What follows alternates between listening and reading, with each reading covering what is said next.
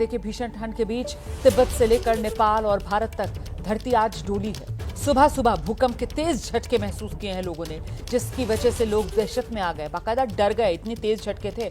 भारत में भी बिहार से लेकर दिल्ली एनसीआर तक ये झटके महसूस हुए।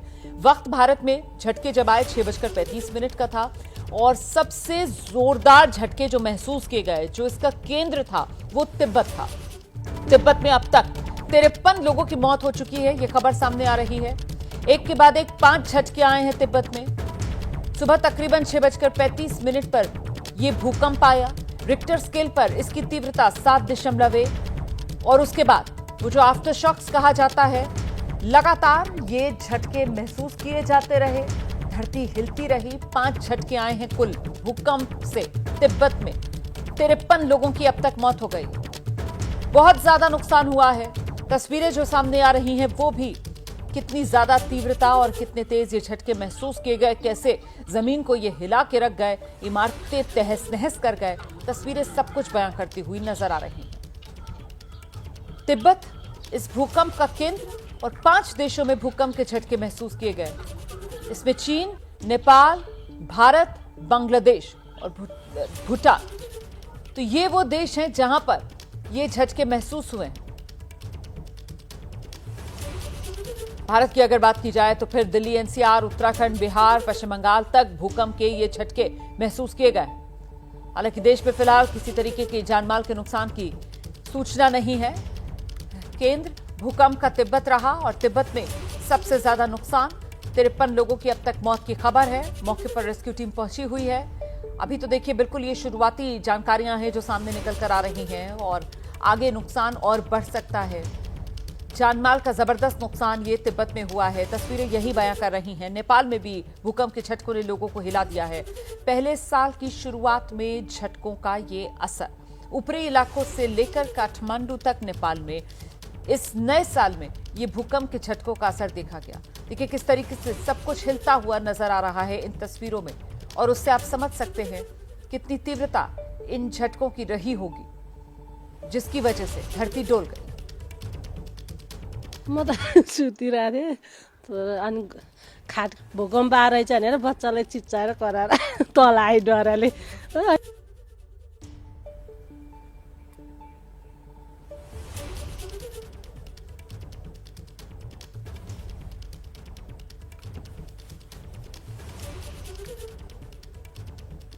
और आइए सीधे अब आपको लेकर चलेंगे काठमांडू से। हमारे साथ हमारे संवाददाता वीरेंद्र केएम इस वक्त मौजूद हैं और जरा वीरेंद्र से ही जानते हैं, जहां केंद्र बताया जा रहा है इसका तिब्बत, वहां पर तो जबरदस्त नुकसान ये भूकंप अपने साथ लेकर आया है। जरा ओवरऑल जानकारी भी दीजिए और खासतौर से आप काठमांडू में मौजूद है, नेपाल में किस तरीके के नुकसान की खबरें सामने आ रही है वीरेंद्र? जी बिल्कुल रोवाना, ये तो सुबह सुबह की खबर थी नेपाल में भूकंप।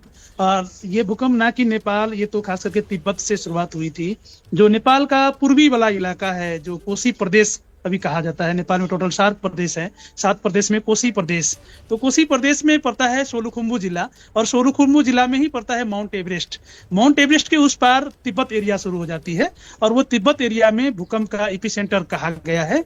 और हालांकि अभी खबरें तो आ ही रही है, 53 लोगों की मौत अभी तक में खबर आ गई है तिब्बत में ये भूकंप की वजह से। लेकिन नेपाल में इस टाइप का कोई मौत या कोई जानमाल का क्षति अभी तक नहीं आ पाई है। नेपाल के जो गृह मंत्रालय ने एक विज्ञप्ति जारी किया है और विज्ञप्ति के मुताबिक ये कहा जा रहा है कि नेपाल में अभी तक कोई हाथाहाथी या कोई दुर्घटना या कोई किसी व्यक्ति का मौत की बात नहीं है नेपाल में इस भूकंप को लेके, और कोई बड़ा क्षति का भी बात नहीं है।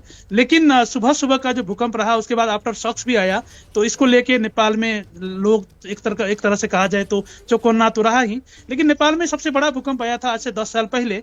उसके बाद जो है नेपाल में सब लोग को एक जो है आदत सी बन गई है, छोटा सा भूकंप आती है फिर चली जाती है, इस टाइप का हो गया है। और जो पुराने मकाने थी, तो सारा मकान तो उसी भूकंप में टूट गए थे, तो अभी सारा नया मकान बन गया है, तो इसलिए कोई ज्यादा क्षति का स्थिति नहीं है। और ओवरऑल कहा जाए तो तिब्बत में ये भूकंप आया और तिब्बत की वजह से, उसी भूकंप आफ्टर शॉक्स की वजह से नेपाल, बांग्लादेश, भूटान, ये आसपास के जितने भी देश है जिसमें महसूस की गई।